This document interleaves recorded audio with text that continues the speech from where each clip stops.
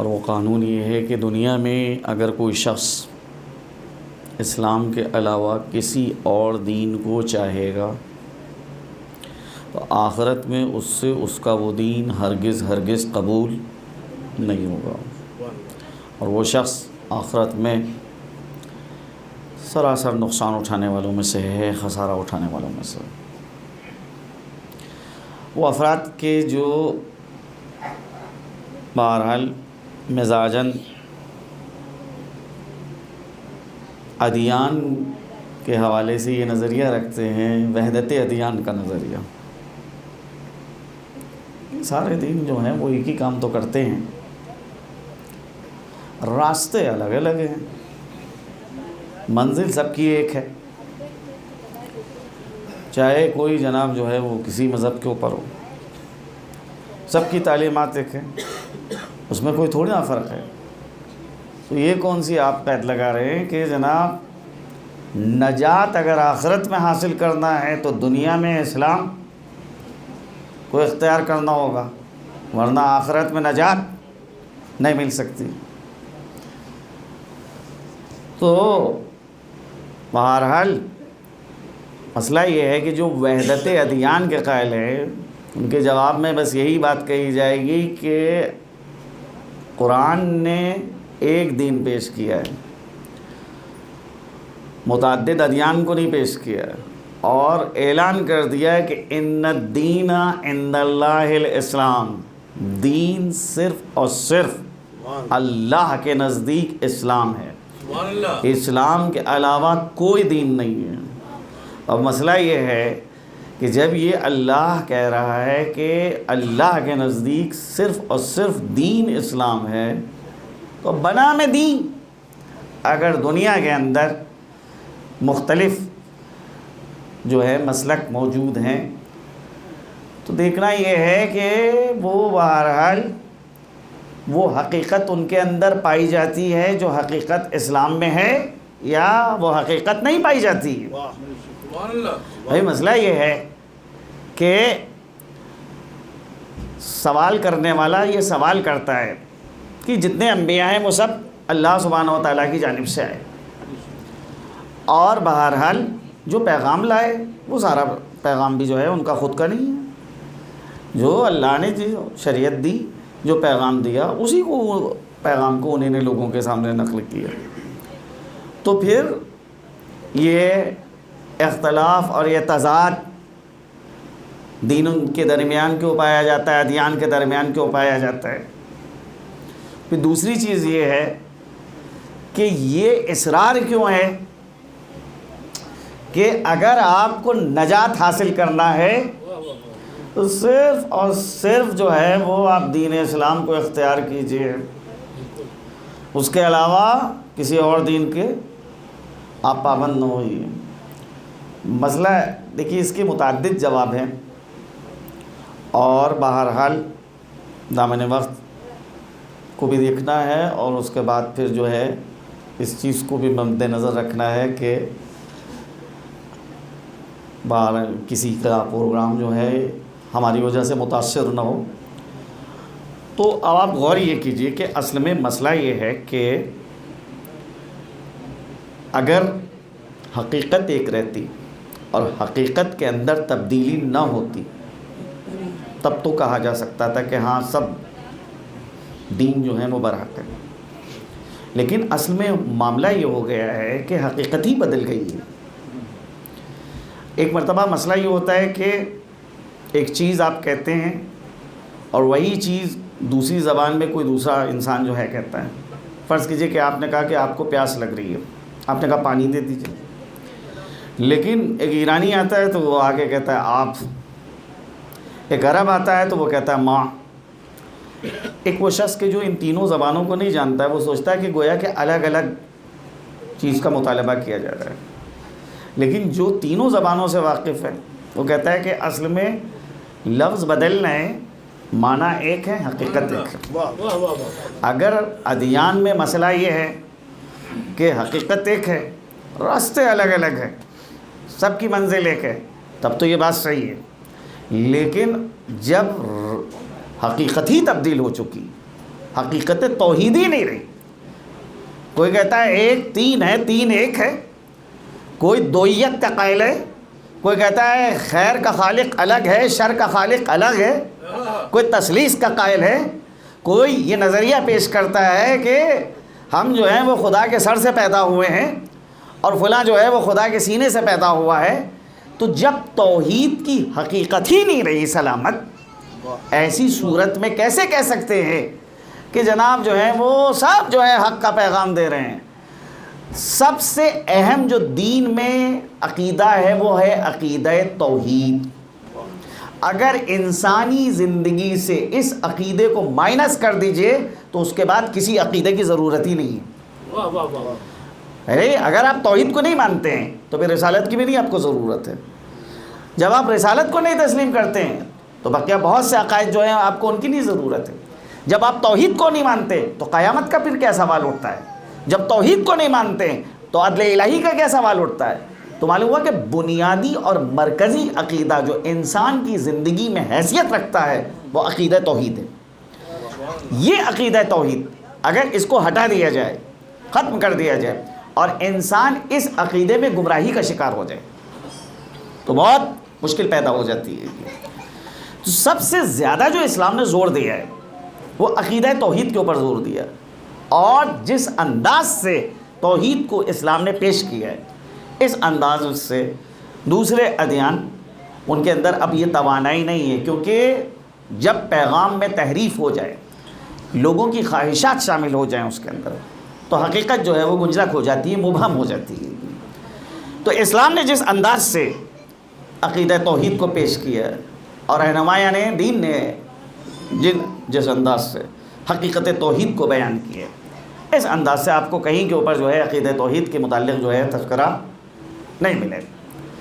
اب آپ غور کیجئے کہ بظاہر جو ہے وہ اگر اپنے معاشرے اور سماج کے اندر توحید کے حوالے سے گفتگو کی جائے اور اس کے حوالے سے دلیل طلب کی جائے تو نامعلوم جو ہیں سینکڑوں لوگ جو ہیں بہتر سے بہتر دلیل جو ہے آپ کے سامنے دے دیں گے کہ بے خدا ایک ہے، اس کے ایک ہونے پہ کیا دلیل ہے.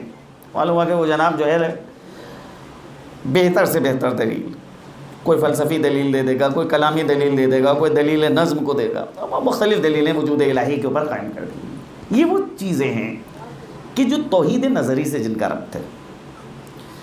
یعنی اگر مسلم معاشرے کو دیکھا جائے، مسلم سوسائٹی کو دیکھا جائے تو توحید نظری کے اعتبار سے مسلم سوسائٹی اور مسلم معاشرہ بہت قوی ہے. لیکن بات ہو رہی ہے توحید عملی کی کہ کیا ہمارا سماج اس کے اندر توحید عملی پائی جاتی ہے یا توحید عملی نہیں پائی جاتی. تو نظر یہ آتا ہے کہ توحید عملی کے اعتبار سے ہماری اکثریت شرک سے دوچار ہے.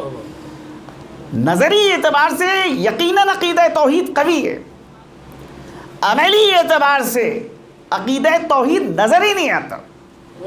بھائی مثال کے طور پر فرض کیجئے ایک شخص ہے کہ جس کا اس علاقے میں ایک دکان ہے اور جو اس علاقے کے جتنے بھی کسٹمر ہیں وہ اپنی ضرورتیں اس دکان سے پوری کرتے ہیں. اب آپ جاتے ہیں اور جانے کے بعد آپ اس سے کہتے ہیں کہ جو مہارت کاروبار میں آپ کے پاس ہے میں چاہتا ہوں کہ آپ اس مہارت کو میرے بیٹے میں منتقل کر دیجیے. جو ہنر آپ کے اندر پایا جاتا ہے وہ ہنر آپ میرے بیٹے کو بھی سکھا دیں. وہ سوال کرتا ہے کیوں؟ آپ نے کہا میں یہ چاہتا ہوں کہ اس علاقے میں ایک اور دکان آپ ہی کی جیسی اس کو بھی کھلوا دوں. تو اس جواب میں کہتا ہے حضور دماغ صحیح ہے آپ کا، میں خود جو ہوں اپنے ہاتھوں سے اپنے پیروں کے اوپر کلاڑی ماروں گا، اپنی دکان کو بند کروں گا. اس علاقے میں جب دوسری دکان کھل جائے گی تو اس صورت میں میرے گاہک جو ہیں کم ہو جائیں گے، میرے کسٹمر ختم ہو جائیں گے. یہ کام میں نہیں کر سکتا. اسی کو شریعت کی زبان میں شرک خفی کہا جاتا ہے کہ انسان اپنے کاروبار، اپنے ہنر، اپنے روزگار کو سمجھ رہا ہے کہ اس کے ذریعے سے رزق مل رہا ہے، رازق حقیقی کو بھول چکا ہے. تو اگر انسان رازق حقیقی کے مقابلے میں اپنے ہنر، اپنے فن، اپنی دکان، اپنے روزگار، اپنی تجارت، اس کو لاتا ہے تو ایسا شخص موحد نہیں کہا جائے گا، مشرک کہا جائے گا، مشرک۔ سماج میں دیکھنا یہ ہے، کون ہے جو اللہ کی حکومت کے مقابلے میں کسی کی حکومت کو ترجیح دیتا ہے؟ کون ہے جو اللہ کی طاقت کے مقابلے میں کسی کی طاقت سے متاثر ہو رہا ہے؟ کون ہے کہ جو اللہ کے اقتدار کے مقابلے میں کسی کے اقتدار سے متاثر ہو رہا ہے؟ کون ہے کہ جو اللہ کے حکم کے مقابلے میں دوسرے کے حکم کو ترجیح دیتا ہے؟ کون ہے کہ جو اللہ کے قانون کے مقابلے میں دوسرے کے قانون کو ترجیح دیتا ہے؟ جو کوئی بھی ایسا ہے، ایسا شخص موحد نہیں کہا جائے گا، مشرک کہا جائے گا، مشرک۔ عزیزان گرامی، آج دنیا میں صرف دو طاقتیں ہیں، تیسری کوئی طاقت نہیں ہے۔ ایک لشکر رحمان ہے اور ایک لشکر شیطان ہے۔ دونوں میں آپس میں جنگ چل رہی ہے۔ بظاہر غلبہ نظر آ رہا ہے لشکر شیطان کو، لیکن یہ غلبہ بالکل ایسا ہی ہے جیسے کہ پانی کے اوپر کف چھا جاتا ہے، پھیند آ جاتا ہے۔ تو اب اگر پانی کے اوپر پھیند آ جائے، کف آ جائے، تو جو سطبین ہوتے ہیں وہ خیال کرتے ہیں کہ حقیقت اس کف کو حاصل ہے، لیکن حقیقت کف کو نہیں حاصل ہے، حقیقت اس پانی کو حاصل ہے، کیونکہ پانی میں ادھر جوش پیدا ہوگا، فوراً یہ کف چھٹ جائے گا، یہ پھین چھٹ جائے گا۔ حقیقت بالکل ایسے ہی ہے کہ باطل کی کوئی حقیقت نہیں ہے، حقیقت جو ہے وہ حق کی حقیقت ہے۔ قرآن نے حق و باطل کی بالکل ایسی مثال دی ہے کہ اللہ نے آسمان سے پانی کو نازل کیا، جسے جو نشیب ہیں وہ سب کے سب چھلکنے لگتے، اور جب یہ چھلکنے لگتے ہیں نشیب تو عین میں پانی میں جوش پیدا ہوتا ہے۔ جب پانی میں جوش پیدا ہوتا ہے تو اس سے پھیند پیدا ہوتا ہے، کف آتا ہے، یہ کف پانی کے اوپر چھا جاتا ہے۔ جو نگاہ جن کی معمولی ہوتی ہے، سطحی نگاہ ہوتی ہے، عمیق نگاہ نہیں رکھتے، گہری نگاہ نہیں رکھتے، وہ یہ خیال کرنے لگتے ہیں کہ جو حقیقت ہے وہ اس پھیند کو حقیقت حاصل ہے۔ اس پھیند کو حقیقت نہیں حاصل ہے، حقیقت میں جو چیز باقی رہے گی وہ پانی باقی رہے گا۔ تو حق وہ ہے جو باقی رہے، سبحان اللہ، سبحان اللہ۔ باطل وہ ہے کہ جس کو ختم ہونا ہے۔ کوئی حکومت آئے، بہرحال خدا کے مقابلے میں کسی کی کوئی حیثیت نہیں، اس کو ختم ہونا ہے۔ غالبہ جنود رحمان کو حاصل ہوگا، لشکر الہی کو غلبہ حاصل ہوگا، خاتمہ خیر کے اوپر ہوگا۔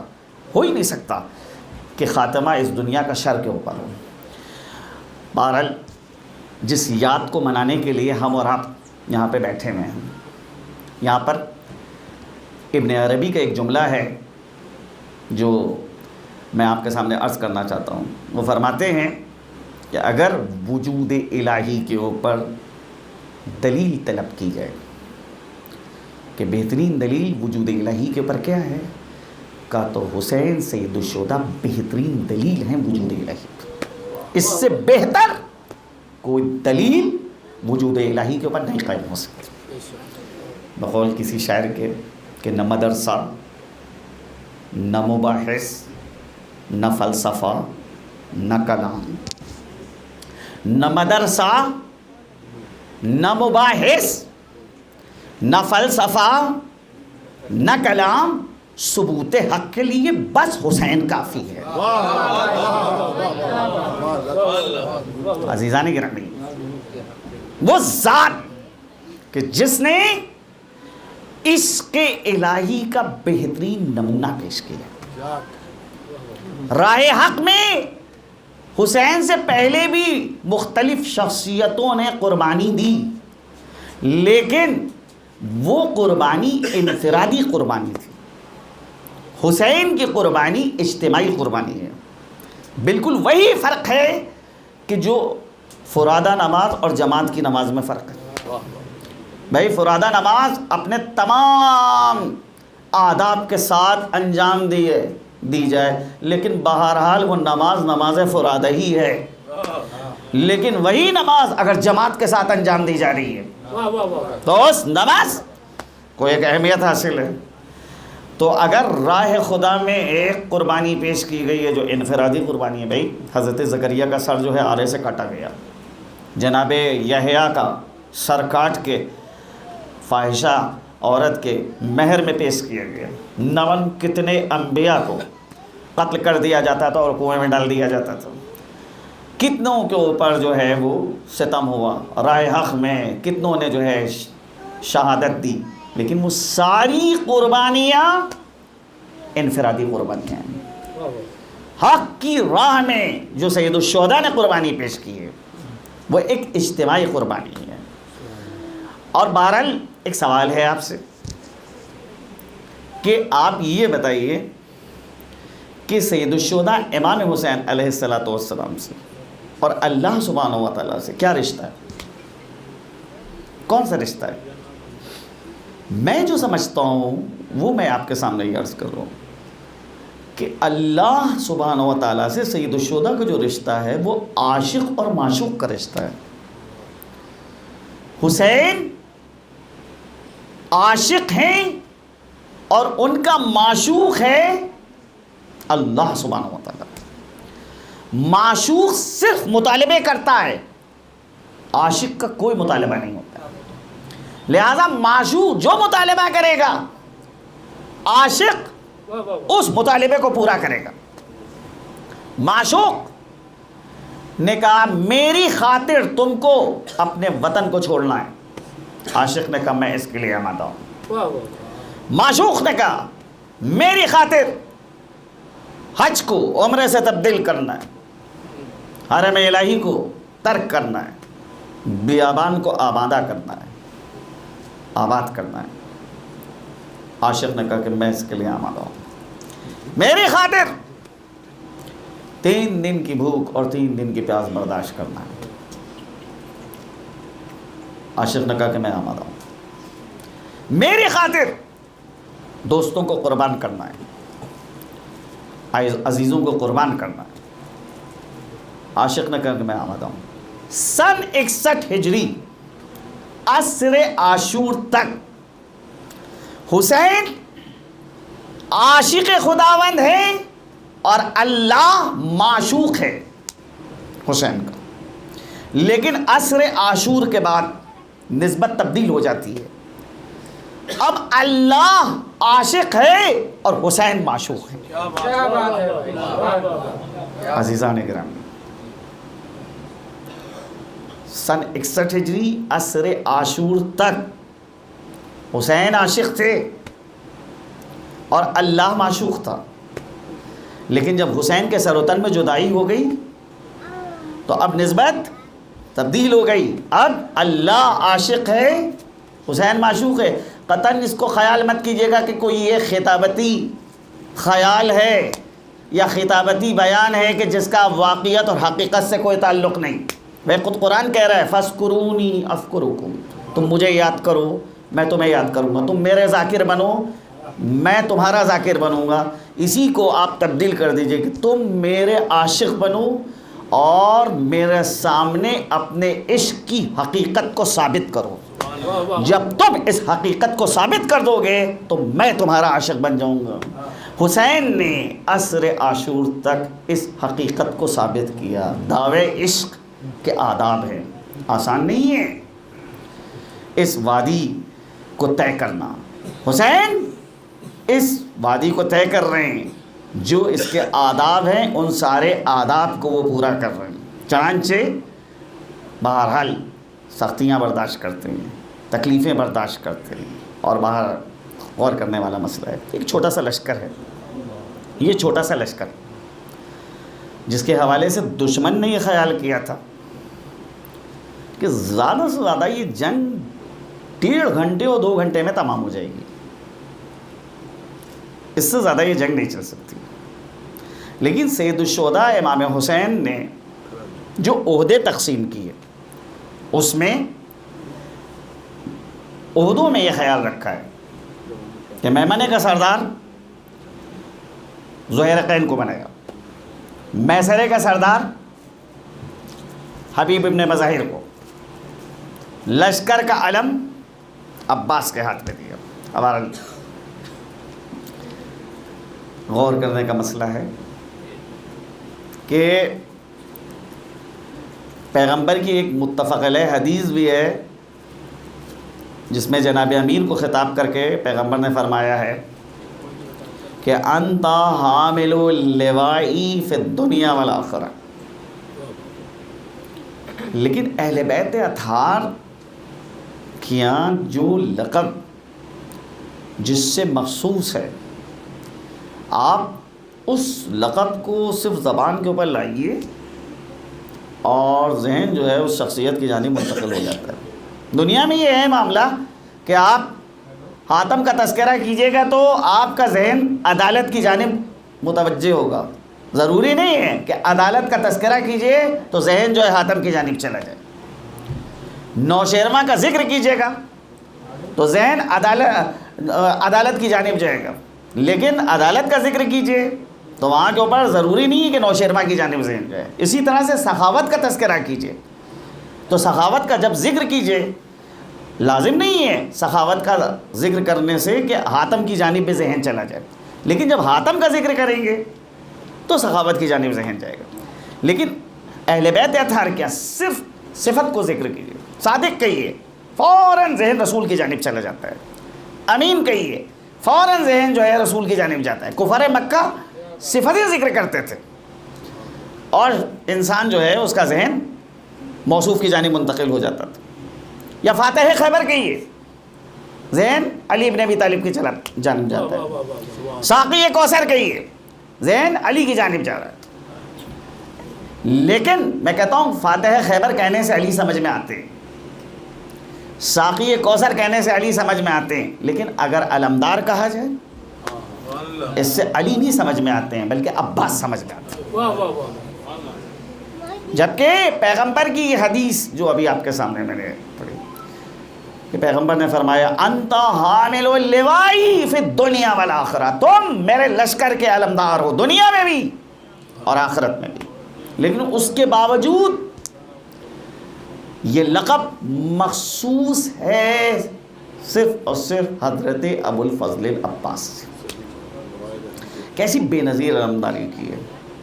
اور ایک خصوصیت جو جناب عباس کو حاصل ہے وہ کسی اور کو حاصل ہی نہیں. لشکر اسلام کا علم مختلف شخصیتوں کے ہاتھ میں رہا ہے. جناب جعفر طیار کے بھی ہاتھ میں رہا ہے اور جنگ میں ان کا دائنا ہاتھ کٹ گیا اور علم کو بائیں ہاتھ سے پکڑا، بایاں ہاتھ کٹ گیا، کٹے ہوئے ہاتھوں سے علم پکڑا. بے نظیر جو ہے علمداری کی ہے. لیکن اس کے باوجود جو ہے یہ لقب علمدار کا ان سے مخصوص نہیں. پیغمبر کے ہر مارکے کا علم علی ابن ابی طالب کے ہاتھ پہ تھا، لیکن اس کے باوجود یہ لقب جناب امیر کے فرزند کو ملا ہے، خود ان سے مخصوص نہیں. وجہ یہ ہے، سبب یہ ہے کہ عباس نے جو یہ علم اٹھایا ہے، اس علم کو یہ خصوصیت حاصل ہے کہ اس کے نیچے صرف اور صرف مومن ہی جمع ہوئے ہیں، مومن کے علاوہ کوئی غیر مومن نہیں جمع ہوا. اس سے پہلے جو علم بردار تھے وہاں کے اوپر سب کے سلسلے میں یہ دعویٰ نہیں کیا جا سکتا ہے کہ پرچم کے نیچے جو ہے سب کے سب مومن ہی جمع ہوئے ہیں. اس لشکر کے اندر بہت سے مومن تھے اور بہت سے ایسے افراد تھے کہ جو بہرحال حقیقت ایمان جو ہے ان کے دلوں کے اندر نہیں اتری تھی. بھائی حقیقت قرآنی ہے کہ وہ یہ عرب کے دیہاتی آ کے آپ سے کہتے ہیں کہ ہم ایمان لے آئیں.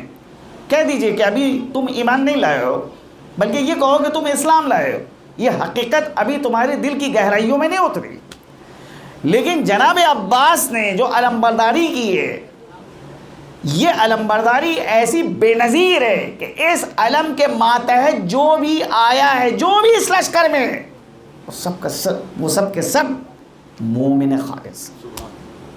عزیزان گرامی، 8 محرم مخصوص ہے ہمارے یہاں، بزرگوں نے مخصوص قرار دی ہے حضرت ابو الفضل العباس. اگرچہ شہدائے کربلا بہرحال ان مختصر دنوں میں کس کا ذکر کیا جائے اور کس کا ذکر نہ کیا جائے، سب کا تذکرہ نہیں ہو پاتا ہے. بہت سے ایسے اصحاب ہیں, بہت سی ایسی شخصیتیں ہیں کہ جن کا تذکرہ نہیں ہو پاتا. کچھ تاریخیں مخصوص کر دی گئی ہیں بعض شخصیتوں سے, چنانچہ بعض کا تذکرہ ہوتا ہے اور بعض کا تذکرہ نہیں ہو پاتا. ورنہ بہرحال اصحاب سید الشہداء اور جو حضرت ابا عبداللہ الحسین کے عزیز ہیں, ان کے جو کارنامے ہیں ان کو ایک نشست یا ایک مجلس میں نہیں بیان کیا جا سکتا. کیسی بے نظیر کردار پیش کیا ہے. امام حسین اپنے ہمراہ جو جماعت لے کے کربلا میں حاضر ہوئے ہیں, کیسی جماعت ہے کہ جب شب عاشور حضرت نے امتحان لیا ہے تو امتحان سے پہلے ہی سند دے دی تھی, اور وہاں کے اوپر یہ بتا دیا تھا, یعنی وہ جو جملہ ہے کہ خدا کی قسم جیسے مجھ کو اصحاب ملیں ایسے اصحاب نہ میرے نانا کو ملے, نہ میرے بابا کو ملے, نہ میرے بھائی کو ملے. یہ الفاظ حضرت نے سب پہلے کہے ہیں. اس کے بعد پھر حضرت نے خطبہ دیا, اور خطبہ دینے کے بعد کہا ہے کہ اس شب کی تاریکی کو تم اپنے لیے جو ہے غنیمت جانو, حجاب کے طور کے اوپر استعمال کرو, تم لوگ سب کے سب آزاد ہو جاؤ, میرا ساتھ چھوڑ کے چلے جاؤ. اور وہاں پر کوئی نہیں اپنی جگہ سے اٹھتا ہے. تو بھئی سوال ہے کہ کیوں نہیں کوئی جا رہا ہے؟ دنیا کی خاطر؟ کہا بھائی حسین کے پاس دنیا کہاں ہے, دنیا کی خاطر تو یہ لوگ نہیں آئے, اس غرض سے حسین کا ساتھ نہیں دے رہے. تو کیا آخرت کی خاطر کہ اگر یہاں حسین کا ساتھ چھوڑ دیا تو روز قیامت خدا کو کیا جواب دیں گے؟ امام چاہتے ہیں کہ اس مسئلے کو بھی صاف کر دیں. چنانچہ شب عاشور حضرت نے فرمایا کہ میں تمہارے سروں پر سے اپنی بیعت اٹھا رہا ہوں. اس کے معنی کیا ہے؟ کہ میں بحیثیت امام, بحیثیت نمائندہ الہی, بحیثیت خلیفۃ اللہ اس بات کی ضمانت لیتا ہوں کہ اگر تم میرا ساتھ چھوڑ کے جا رہے ہو تو قیامت میں اس مسئلے میں تم سے کوئی سوال نہیں کیا جائے گا, جاؤ تم سب کے سب آزاد ہو. لیکن اللہ اکبر کیا کہنا ان اصحاب کا.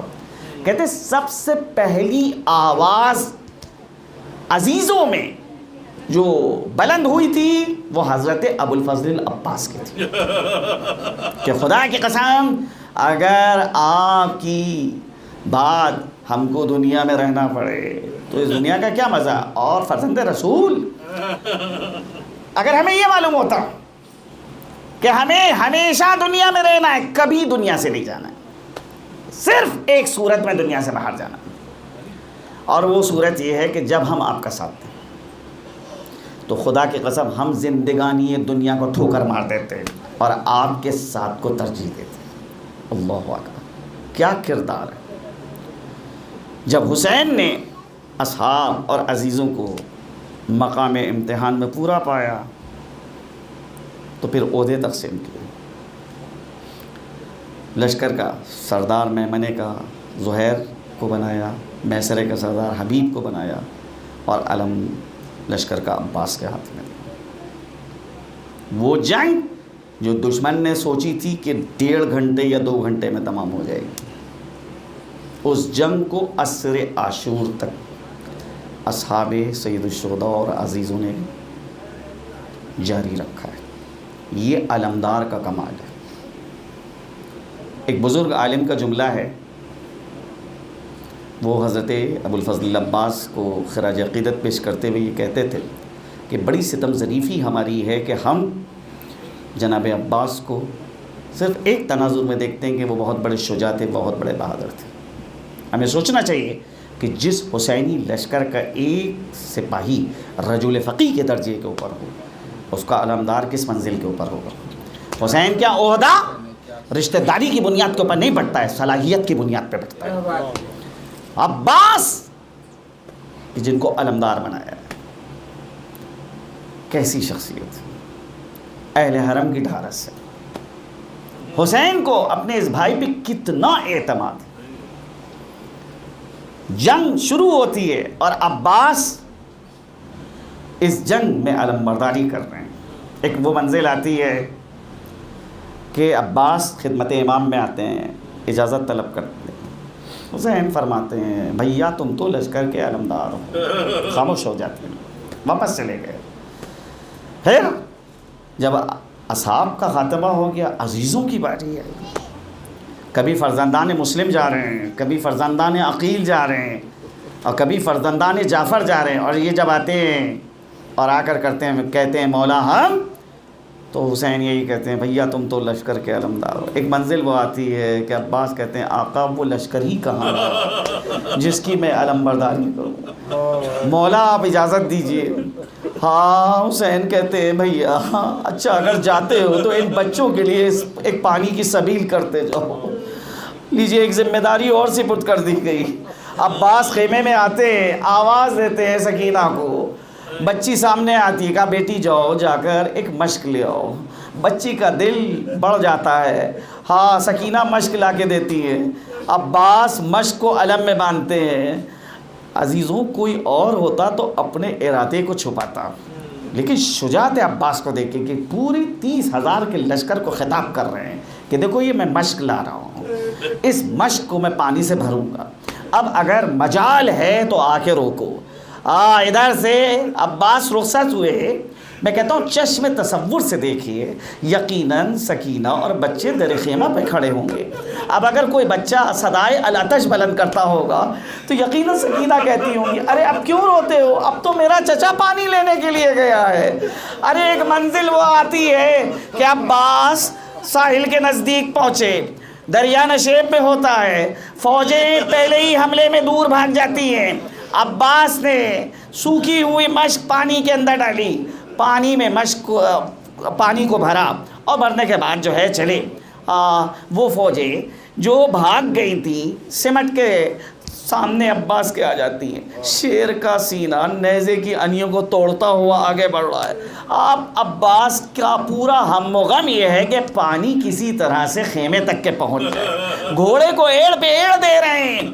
ایک مرتبہ ایک شقی آگے بڑھتا ہے، داہنے بازو کے اوپر وار کیا، شیر نے بائیں بازو سے علم کو پکڑا، خطاب کرتے ہیں، کہتے ہیں کہ اگر تم نے میرے داہنے ہاتھ کو کاٹ دیا تو کیا ہوا، میں بائیں ہاتھ سے اپنے مولا اور امام کی جو ہے حمایت کروں گا، نصرت کروں گا۔ کٹے ہوئے ہاتھوں سے علم کو پکڑتے ہیں۔ ایک منزل وہ آئی کہ ایک شقی نے جناب عباس کی مشق کا نشانہ لیا اور مشق کا پانی بہ جاتا ہے، عباس کی امید ٹوٹ جاتی ہے، گھوڑا فرات کی جانب موڑ دیا۔ ایک شقی آگے بڑھتا ہے، ارے وہ گرز آہنی مارا کہ اب شیر سے گھوڑے پہ نہ سنبھلا گیا، تیورا کے زمین کے اوپر آتے ہیں، آواز دی۔ حسین نے عباس کی جیسے ہی آواز کو سنا، ارے اپنی کمر کو پکڑ لیا۔ مقتل کہتا ہے کہ فرزند رسول آتے ہیں اور آنے کے بعد شیر کے سر کو اٹھا کے زانوں کے اوپر رکھا، اور وہاں پر آ کر ایک مرثیہ پڑھتے ہیں، کہتے ہیں میرے بھائی عباس، ارے اب وہ آنکھیں سوئیں گی جو تمہارے خوف سے جاگا کرتی تھی، اے میرے بھائی اب وہ آنکھیں جاگیں گی جو تمہاری وجہ سے سویا کرتی تھی۔ عباس کی وصیتوں کو سنا اور اس کے بعد جو ہے علم کو اٹھایا۔ ادھر بچے منتظر ہیں کہ چچا آ رہے ہیں، علم خیمے کے نزدیک آ رہا ہے۔ جب نزدیک علم آیا تو بچوں نے کیا دیکھا کہ علم چچا کے ہاتھ میں نہیں ہے بلکہ حسین کے ہاتھ میں ہے۔ سکینہ حسین کے دامن سے لپٹ جاتی ہے، کہتی ہے اے بابا، ارے میرے چچا نے مجھ سے پانی کا وعدہ کیا تھا، اے بابا میرا چچا کہاں ہے؟ فرماتے اے بیٹی تمہارا چچا ارے فرات کے کنارے ہاتھوں کو کٹائے سیعلم الذین ظلموا ای منقلب ینقلبون۔ ماتم حسین۔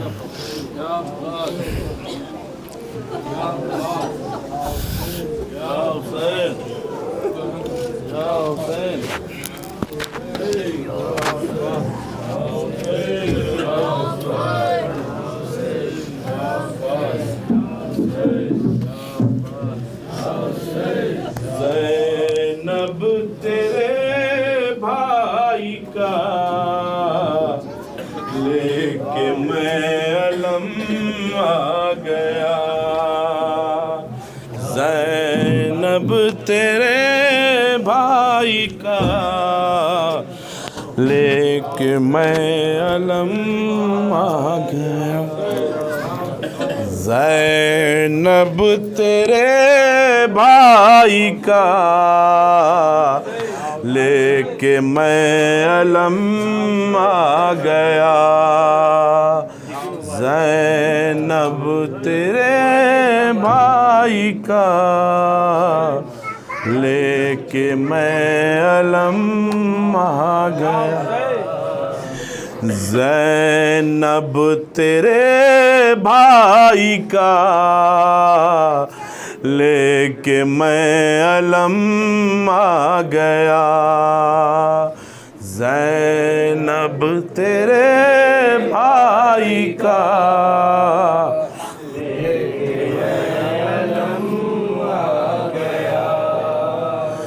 زینب تیرے بھائی کا لے کے میں علم آ گیا زینب تیرے بھائی کا لے کے میں علم آ گیا جس علم کے سائے میں تو وطن سے آئی تھی بے خطر ابھی تک یہ زندگی بتائی تھی اس کے گرنے سے میری ہے کمر میں خم آ گیا زینب تیرے بھائی کا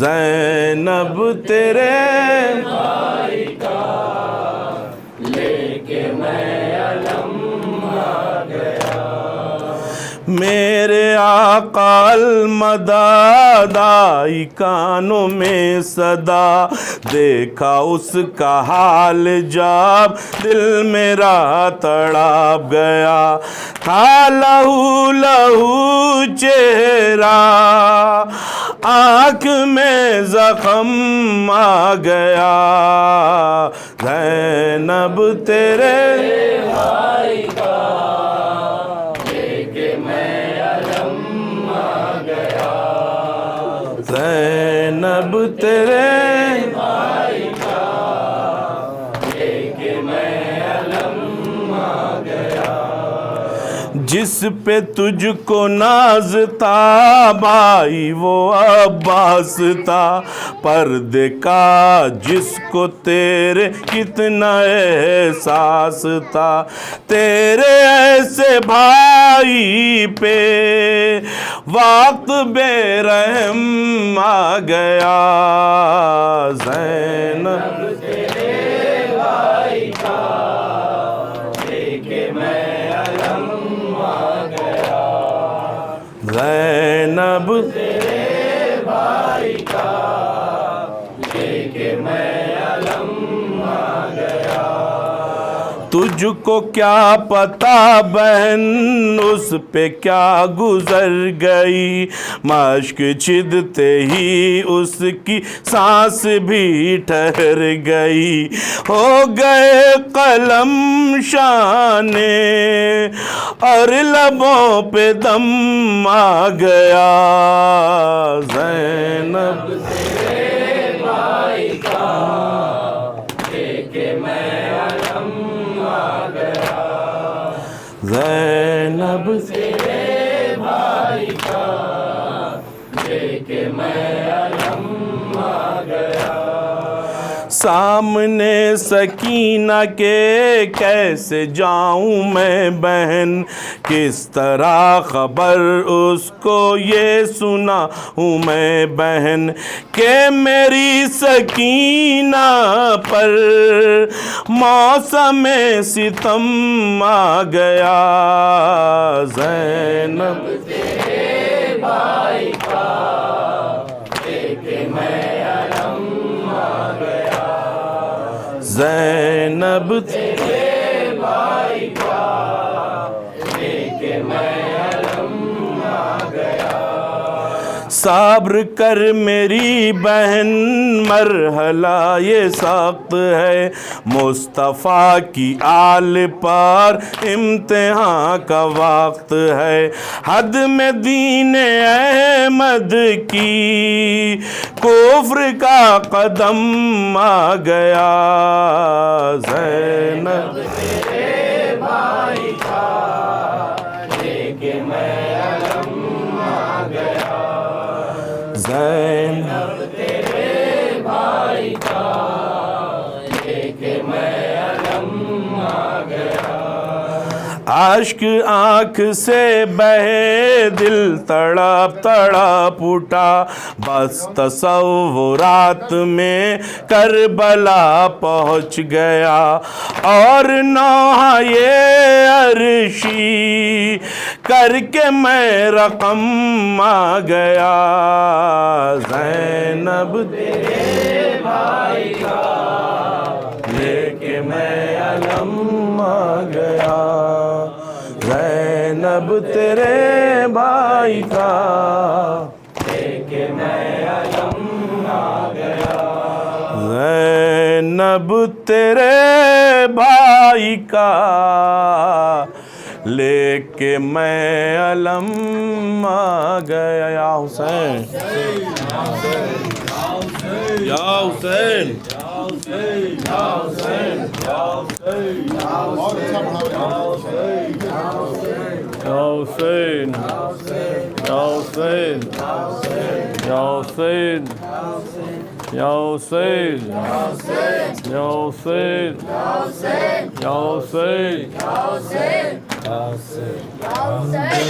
اس کے پرچام سے جسے پیار نہ ہوگا، عباس کے پرچام سے جسے پیار نہ ہوگا، عباس کے پرچام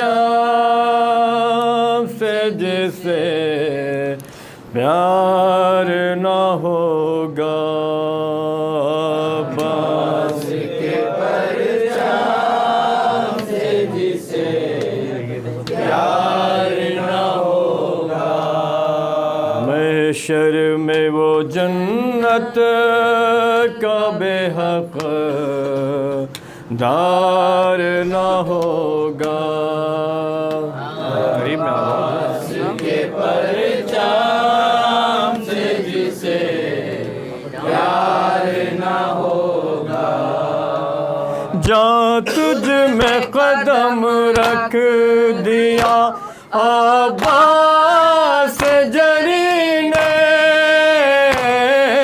جہاں تجھ میں قدم رکھ دیا عباس جری نے،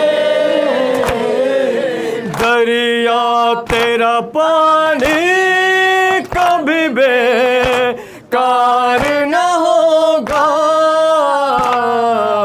عباس کے پرچام سے جسے پیار نہ ہوگا، عباس کے پرچام سے جسے پیار نہ ہوگا، بے حب علی لاکھ نمازیں ہو کسی کے، بے حب علی لاکھ نمازیں ہو کسی کے، محشر میں خدا اس کا خریدار نہ ہوگا، عباس کے پرچام سے جسے جس کو پیار نہ ہوگا، عباس کے پرچام سے جسے پیار نہ ہوگا،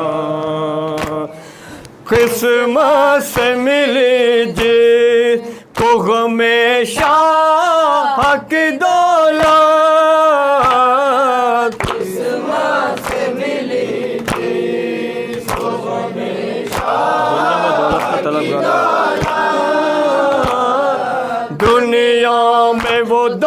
جنت کا طلب گار نہ ہوگا. عباس کے پرچم سے جسے پیار نہ ہوگا. عباس تو جعفر کی جگہ گئے لیکن جسے پیار نہ ہوگا. عباس تو جعفر کی جگہ گئے لیکن عباس تو جعفر کی جگہ گئے لیکن عباس سا دنیا میں علم دار نہ ہوگا. عباس کے پرچم سے جسے پیار نہ ہوگا. عباس کہتی تھی سکینہ چلے آئیے امو سے جسے پیار نہ ہوگا. کہتی تھی سکینہ کہ چلے آئیے امو. کہتی تھی سکینہ کہ چلے آئیے امو. کہتی تھی سکینہ کہ چلے آئیے امو.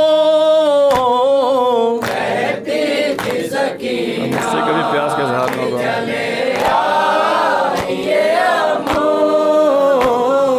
اب مجھ سے کبھی پیاس کا اظہار نہ ہوگا. عباس کے پرچم سے جسے پیار نہ ہوگا.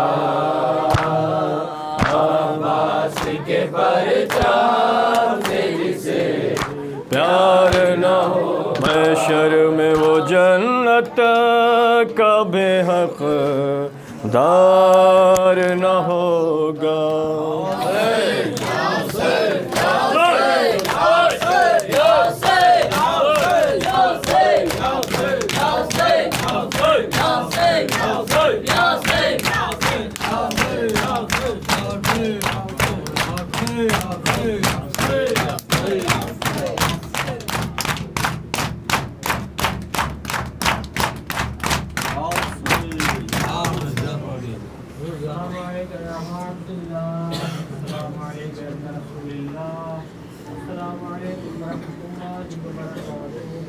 السلام علیکم یا غریب الغرباء. السلام علیکم یا معز الضعفاء والفقراء. السلام علیکم یا شمس